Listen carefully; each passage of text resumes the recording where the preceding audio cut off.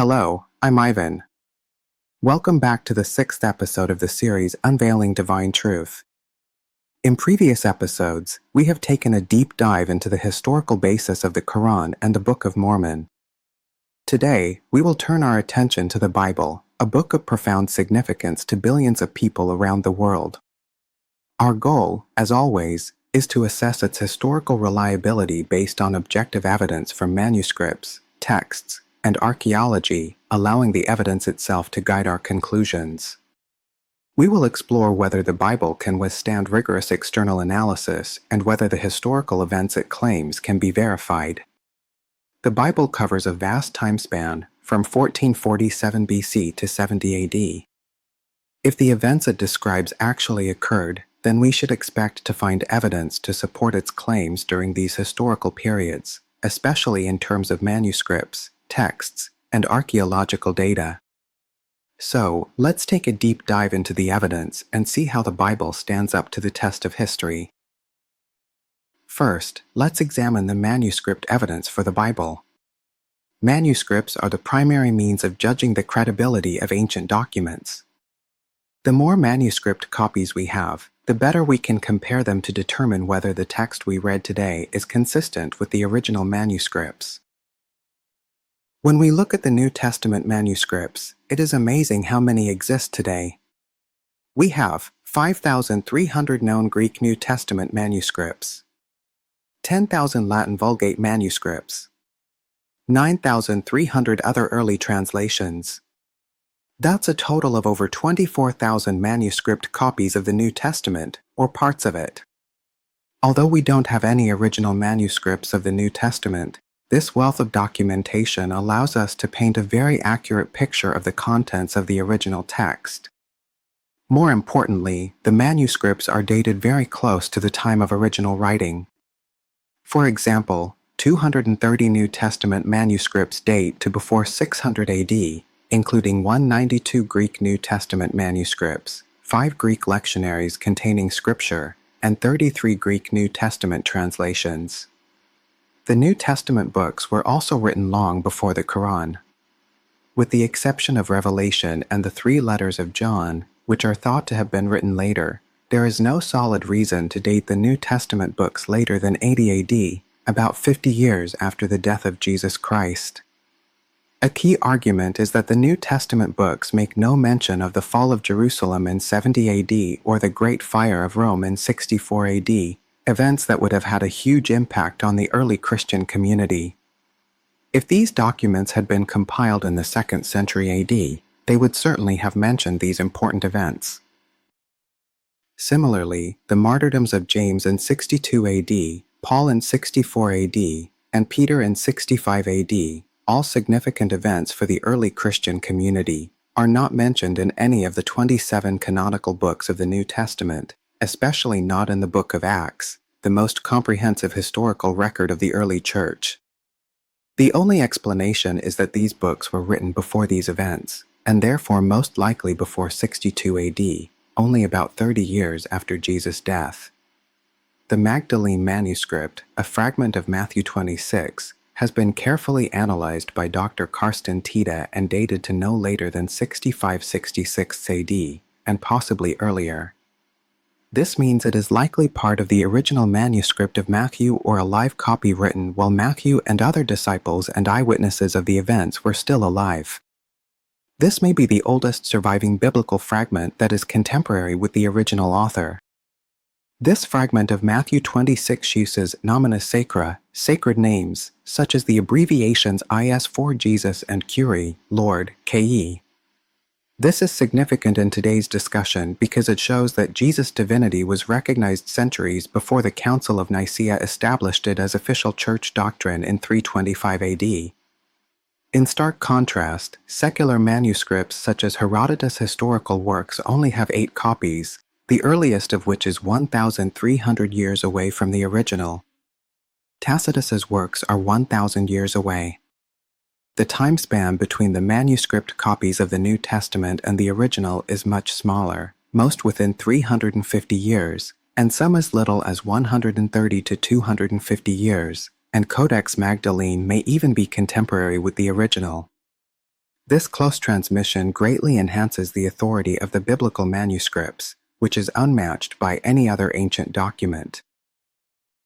In addition to the 24,000 manuscripts, we have over 15,000 extant copies of different translations, both in Latin and Syriac, Christian Aramaic, some of which date back as early as 150 AD, such as the Syriac Peshitta, 150 to 250 AD.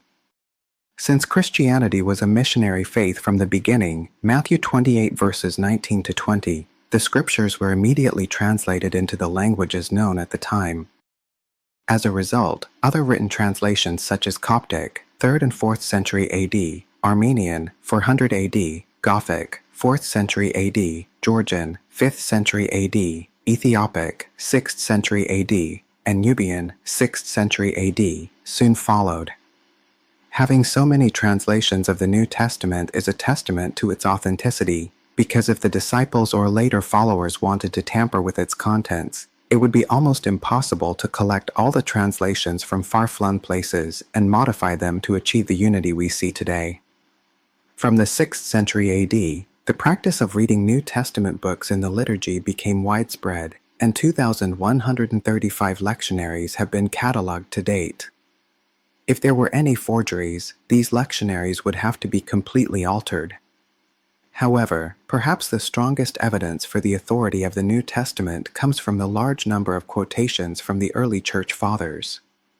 Dean Bergen's research found that the quotations from the early Church Fathers totaled 86,489. In writings before the Council of Nicaea in 325 AD, 32,000 New Testament quotations were found. J. Harold Greenlee pointed out that the quotations from the scriptures by early church writers were so extensive that the New Testament could be almost reconstructed from them even without the New Testament manuscripts. Sir David Dalrymple has attempted to do this, finding that the entire New Testament is quoted from the writings of the 2nd and 3rd century Church Fathers, except for 11 verses. This means that we can discard the New Testament manuscripts and reconstruct it from these letters alone. For example, Clement, 30 to 95 AD, Ignatius, 70 to 110 AD, and Polycarp, 70 to 156 AD, all quoted extensively from the New Testament. In the case of the Old Testament, many had doubts about its reliability, as the oldest manuscript we have is the Masoretic text from 916 AD. However, the amazing discovery of the Dead Sea Scrolls changed that. Written around 125 BC, these scrolls are almost identical to the Masoretic text, except for very minor copying errors, but are more than 1,000 years older. In fact, every book in the Old Testament, except for the possibly missing Book of Esther, was found in the Dead Sea Scrolls. The Septuagint, a Greek translation of the Hebrew text from 150 to 200 BC, also provided further confirmation.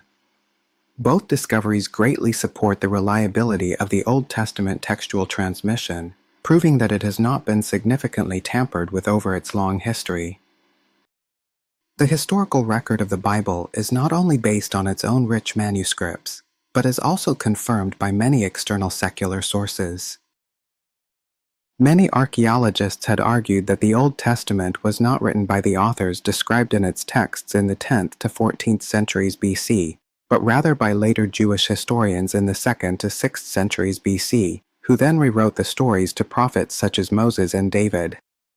For example, skeptics had argued that the Pentateuch could not have been written by Moses, since there was no evidence of writing that early. However, the discovery of the Black Stone of Hammurabi's Code, with detailed legal provisions written 300 years before Moses and in the same region, overturned their arguments. Historians had argued that there was a lack of external secular confirmation for the reliability of the stories about Abraham and the patriarchs. But now the situation has completely changed. The codes of Muzu, Mari, and Ashana, as well as discoveries in Assyria, the Hittites, and Sumer, all point to the period and region of Hebrew poetry, Mosaic law, and Hebrew social customs that fit the patriarchal era. Historians once said there were no Hittites in Abraham's time, but now inscriptions show a 1,200-year-old Hittite civilization, many of which match the patriarchal era. Historians also said there were no Horites, but they are now found to be warriors living in Mesopotamia during the patriarchal era and are mentioned in the genealogy of Esau in Genesis 36 verse 20. The Book of Daniel, once suspected to have been written in the 2nd century BC because of its precise historical details, now has an East Indian inscription from the 6th century BC that matches the record of King Nebuchadnezzar building the wall in Daniel 4 verse 30, proving that its author was an eyewitness of the period. The strongest extra-biblical confirmation of the patriarchal period comes from 4 groups of clay tablets that have been and are being discovered in the region. They attest to the historical reliability of the biblical account. The Amarna tablets from Egypt refer to the Hebrew word Habaru or Apiru, which is first applied to Abraham in Genesis 14 verse 13. The Ebla tablets, 17,000 clay tablets from Tel Marduk in northern Syria, dating to 2300 BC, show that laws, customs, and events in the region were being written down 1,000 years before Moses, with judicial procedures and case law that closely resembled the Deuteronomic Code, e.g., the ordinances on punishment for sexual offenses in Deuteronomy 22 verses 22 to 30. One tablet even lists the 5 cities of Sodom, Gomorrah, Admah, Zeboim, and Zor in the exact order found in Genesis 14 verse 8. Before these tablets were discovered, the existence of Sodom and Gomorrah had been doubted by historians. The Mari tablets, from the Euphrates mention King Arioch or Arioch in Genesis 14, and list the towns of Nahor and Haran in Genesis 24 verse 10, as well as names like Benjamin and Habaru. The Nuzi tablets, from Iraq record various customs from the Torah, such as a barren wife giving her maidservant to her husband, e.g. Hagar, a father choosing a bride for his son, e.g. Rebekah, paying a dowry to the father-in-law, e.g. Jacob, paying a dowry through labor, e.g. Jacob, a father's unchanging oral will, e.g. Isaac, a father giving his daughter a maidservant, e.g. Leah, Rachel, and stealing idols to death, e.g. Jacob. Many historians are changing their views due to these extra-biblical discoveries. Joseph Free notes that in looking through the book of Genesis he found that every one of the 50 chapters had been illuminated or confirmed by some archaeological discovery, and this applies equally to most of the Old and New Testaments of the Bible. In addition to the Old Testament evidence mentioned above, the historical figures and events of the New Testament are also supported by external documents. Tacitus, a Roman historian, wrote in his Chronicles in 80 to 84 AD, mentioning that Christ's death occurred during the reign of Tiberius and was carried out by Pontius Pilate, the governor of Judea, which is consistent with the Gospel account. Josephus, a Jewish historian, wrote in 90 to 95 AD, not only mentioned the death of Jesus and the martyrdom of Jesus' brother James, but also mentioned the martyrdom of John the Baptist.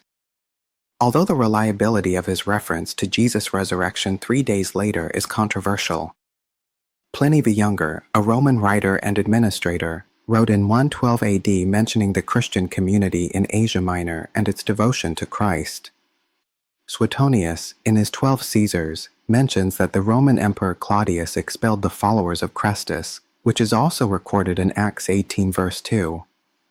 Thallus, a Greek historian writing about the crucifixion in 52 AD, cited by Julius Africanus, even mentions the sudden darkening of the day. It is worth noting that the New Testament authors wrote with the knowledge that witnesses, both friendly and hostile, would pay close attention to every word they wrote, which gave their testimony credibility. For example, Luke in Luke 1 verses 1 to 3 indicates that he had carefully investigated everything and obtained information from eyewitnesses who had seen and preached the word at the beginning. In Acts 2 verse 22, Luke, quoting Peter, calls on the Israelites to yourselves know the miracles performed by Jesus, challenging them to verify them. Paul also told the Roman governor Festus and the Jewish king Agrippa in Acts 26 verses 24 to 26 that these things were not done in secret, implying that they were fully aware of them, an open challenge to historical accuracy. These secular historical accounts, although some are hostile, confirm many facts in the Gospels and Paul's letters, such as the crucifixion, in stark contrast to the Quran's denial of this, Surah 4:157. Archaeology provides the richest confirmation of the Bible's reliability, as it allows historical events to speak clearly from beneath the earth. Old Testament. From patriarchs to prophets, Abraham's name appears in Babylon as a personal name in the patriarchal period. In 918 BC, the Egyptian pharaoh Shishak, now believed to be Ramses II, inscribed the name Land of Abraham in Hebron on the wall of the Karnak temple, proving that even at that early time, Abraham was known in Palestine rather than Arabia. Wall paintings in the Beni Hassan cemetery depict the arrival of Asiatics into Egypt during a time of famine, consistent with the biblical plight of the descendants of Abraham, Isaac, and Jacob. The Gate of Sodom, Tel Beit Mirsim, dates to 2200 to 1600 BC, and its heavy doors were designed for security reasons, consistent with Genesis 19 verse 9. Joseph's price as a slave was 20 shekels, Genesis 37 verse 28, which was the correct price in 1700 BC based on contemporary trade tablets. Joseph's tomb, Joshua 24 verse 32, was probably found at Shechem, where a mummy was found with an Egyptian official's sword. Excavations at Jericho showed that the walls collapsed outward, consistent with the account in Joshua 6 verse 20, allowing attackers to crawl over and enter the city. This is physically anomalous, as walls usually collapse inward, implicating the accuracy of Joshua as an eyewitness. The account of David's capture of Jerusalem, 2 Samuel 5 verses 6 to 8 and 1 Chronicles 11 verse 6, mentions Joab's use of the waterways built by the Jebusites to surprise and defeat them. Historians thought this was legend until archaeologists discovered these waterways at Ophel. Research by British Egyptologist David Roll recalibrated the dating of the Egyptian pharaoh list, making it possible to identify the abandoned city of Israelite slaves, Avaris, the death pits of the 10th plague, and Joseph's original tomb and home. The inscription of Shalmaneser III mentions King Ahab and Ben-Hadad of Syria. Jehu is depicted and named on the Black Obelisk. Tiglath-Pileser III mentions Menahem, king of Israel. Sargon II's account agrees with Isaiah 20 verse 1, and his annals confirm the fall of Ashdod.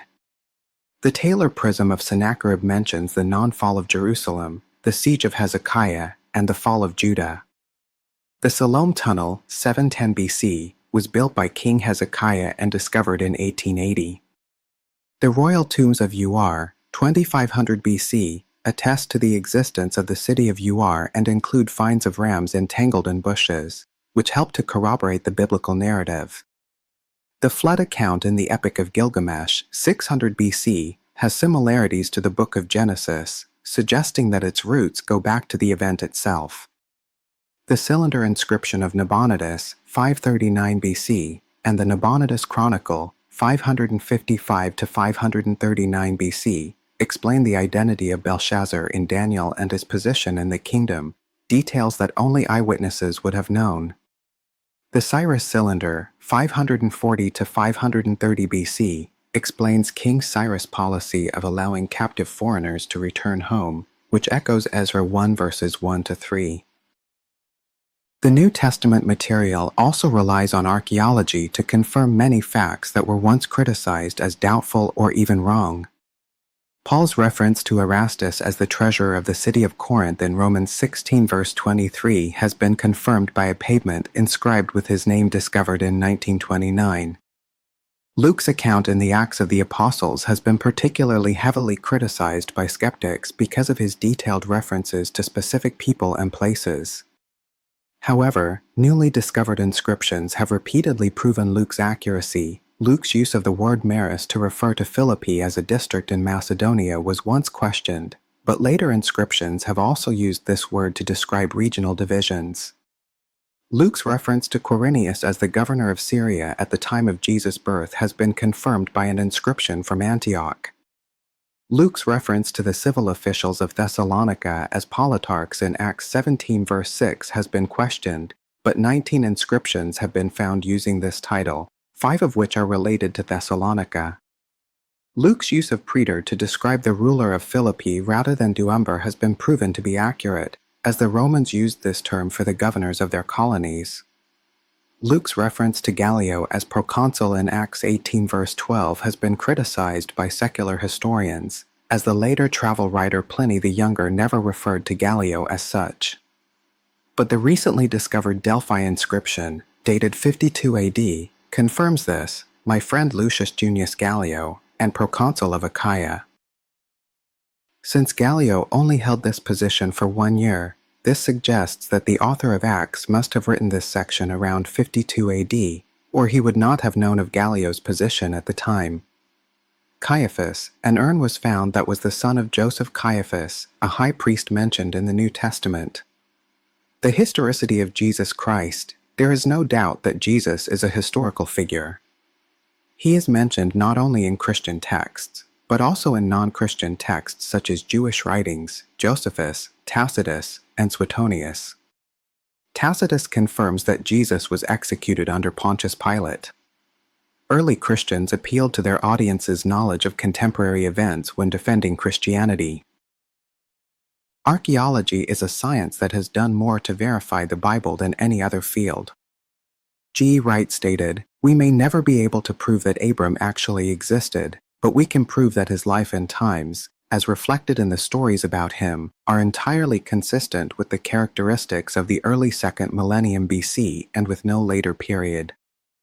Sir Frederick Kenyon noted, "The evidence of archaeology has re-established the authority of the Old Testament and has increased its value by a fuller understanding of its background and circumstances." William F. Albright noted, "The excessive skepticism shown by the great historical schools of the 18th and 19th centuries, some phases of which still recur periodically, has been gradually disproven. Discovery after discovery has confirmed the accuracy of countless details and has led to an increasing recognition of the Bible's value as a historical source."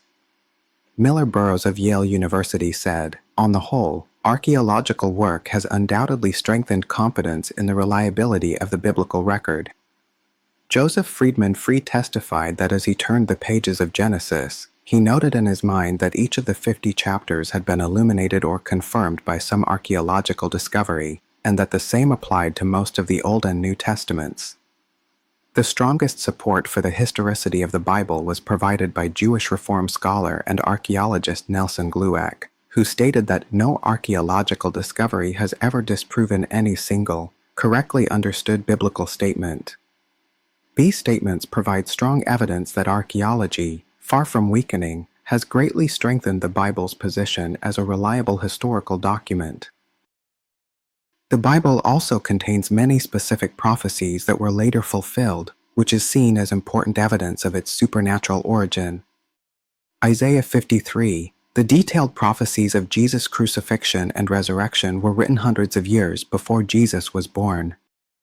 These prophecies were fulfilled in Jesus with such accuracy that humans could not have predicted them on their own.